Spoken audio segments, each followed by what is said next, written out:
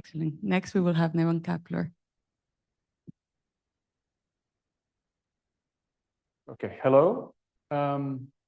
So if you look at the Roman rapid data products documentation, there is this sentence which says the light curves will be made available via mass in hats partition of parquet files.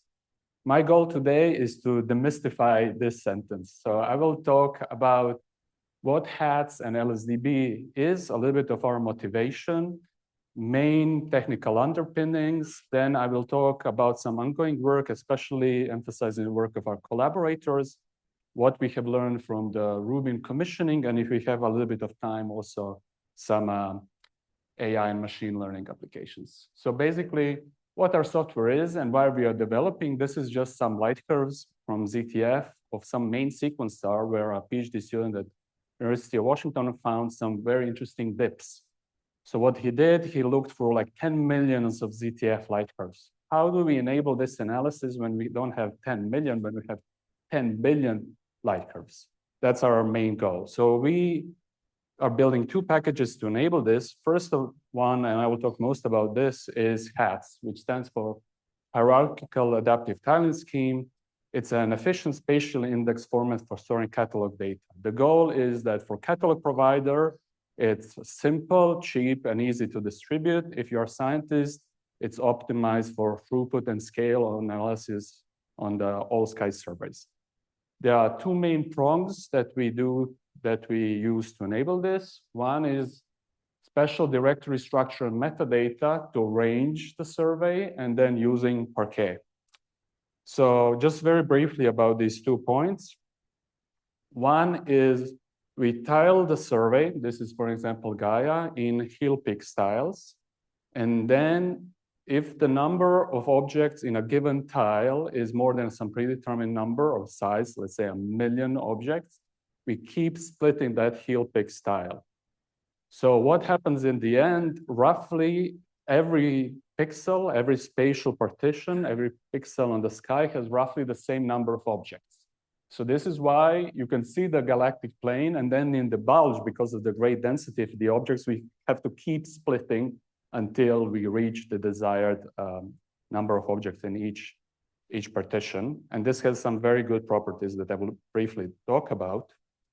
And then when we look at the data, this is how the data looks at the disk. This is the same Gaia data. We have our dataset folder with a lot of metadata and auxiliary files. And when we go inside, there are all these files, all these folders, which have the data partitions of a given heel pick order, a little bit more metadata, and then finally the Parquet files, which actually contain the data. Why Parquet? It's open source, it's efficient, column-based access. Today's surveys have so many columns. Rubin object table has 1,250 columns. You are not doing scientific analysis with 1,250. You're using 2, 5, 10. You want to be able to just pull those columns. And it's highly compressed. So when we are working with large surveys, you do want that you have something which is highly compressed. What this enables you is efficient cross-matching and all-sky analysis. How does the cross-matching work? So let's say that we have these two catalogs, the blue and the orange one, and I want to cross-match something from the, let's say, top of the blue catalog with the orange catalog. I don't have to search for the whole orange catalog. I just need to search with a pixel, with a spatial area, which is congruent, which is overlapping my original data. So then when I get this magenta catalog at the bottom, each part is only derived from the small subset of each catalog. So instead of cross-matching 10 billion to 10 billion, I'm doing many million to million cross-matches, which is very cheap for CPU base. And then, especially if you have many cores, your time to do the analysis decreases linearly as the number of core increases. Also, if I want to do some all-sky analysis, let's say on a blue catalog, each partition has roughly the same amount of data. I have a periodogram. I can just unleash it on the catalog, And roughly each worker will get roughly the same amount of data. So it's very easy to embarrassingly parallelize our data sets. You are basically limited most of the time, especially in cross-matching, with I/O. Basically, how quickly can you pull the data into memory, because the computation itself will be very cheap. This is a scary plot. I don't want to, it's not that you want to read everything. We have the software, LSDB, which works natively with this format.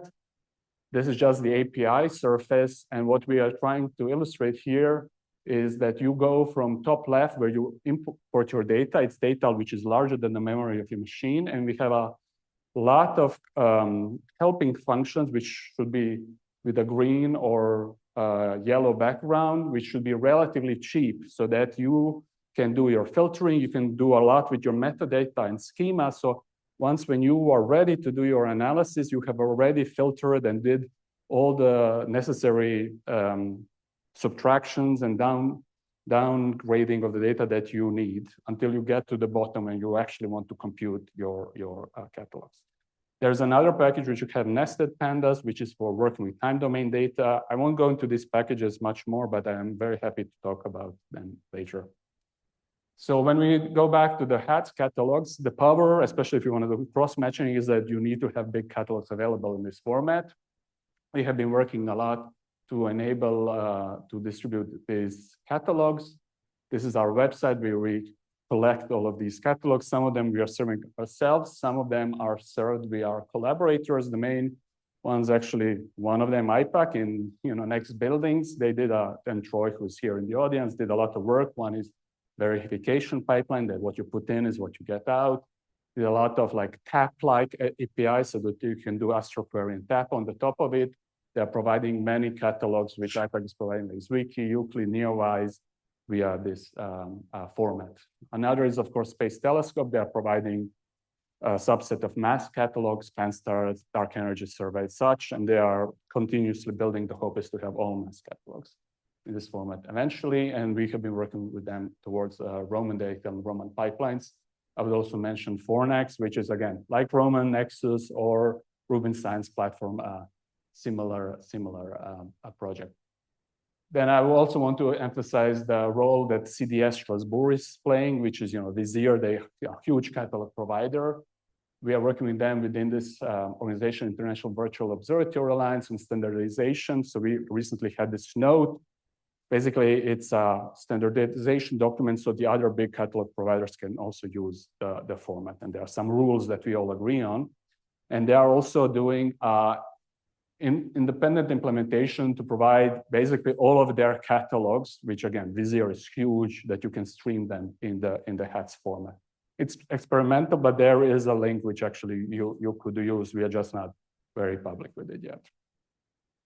And finally, ESA, Canadian Astronomical Data Center, and Linea. I would emphasize, so Linea is a Brazilian organization. Also, they are like provider for Rubin data in Brazil. They have their independent provide data set, the database where they're providing all this catalog. And ESA, we're working on them to make a Gaia DR4 in HATS format. And we are doing this, again, experimental. They're developing something which at the moment we're calling LDIP. It's maybe something like TAP, but for streaming huge data sets. And hopefully we will be able to present more in the future. Okay, then I want to a little bit talk about our work with Rubin and what we did, looking towards Roman, what our experience was with Rubin. We were active participant in Rubin commissioning. We have reported a number of issues to the data management team. This comes because we were importing this data. So basically we touched every part of the data which came from the Rubin pipeline. So, if schema is wrong, if sizes, if there are nans, we notice it. And also because I was saying we are very good, the code is quite capable for all sky analysis. We are very good at doing the verification of the data.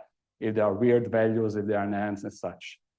Also, this is a slide which I took like maybe a month after DP1. Out of first 5 papers in DP1, like 4.1 were using LSDB, again, because it's quite suitable for this type of analysis. Finally, in this area, Eric was talking a little bit about prompt processing database yesterday. We have been involved in that effort. If you want to work with alerts in bulk, if you want to operate large, if you want to do large cross matches, or you want to do large analysis, this tool will be quite efficient for that. There are some examples of some preliminary products which we have. You see from July last year, some example that we can cross match with the real data sets, light curves as such.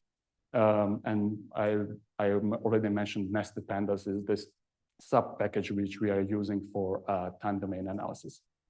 Our challenge there was to enable daily imports. How I describe this process is that it's very good if you have a stable catalog, but when you're doing alerts, you are adding daily data in particular pixels. You're kind of destroying this notion that every pixel, every spatial pixel in the sky has roughly the same amount of data. So we had to put some upgrades and implementations to handle this. And we are looking at this as a good learning experience also for the rapid product. Finally, we are also working in a preliminary with CIMA to do a bulk cross matching of alerts with number of previous surveys.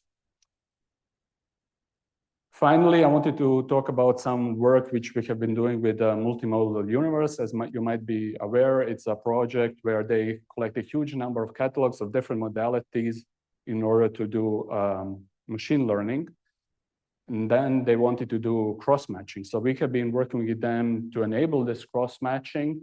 So what they did, they converted their HDF5 into the HATS format, and it's in the upper right corner. You can already access this data. It's like 100 terabytes of various data. You can really already pull the data, and the goal is to enable some sort of workflow like you see in the lower right corner where you load data sets streaming through cross-match and feed to your AI algorithm. We did most of this conversion, and the next step is enabling server-side cross-match, and I believe that work should be starting within 1 month. And this is my last slide. I talked a little bit about the HATS, the two ways, the directory structure metadata and parquets, a little bit about LSDB, and the Rubin products and other efforts that we are developing. Okay, thank you very much.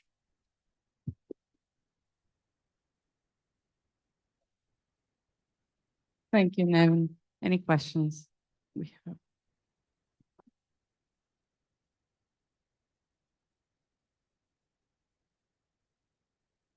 Hey, I have a question, and feel free to say this is a similar question and ask them. But I know when I first saw this, I was really excited about the idea of rapidly cross-matching individual alerts, but it seemed like the system that you described wasn't super well optimized for that because you're not cross-matching large catalog with large catalog. And so that advantage isn't there. How are you thinking about modifying this to make it efficient in that context? Or yeah, what are you thinking with that?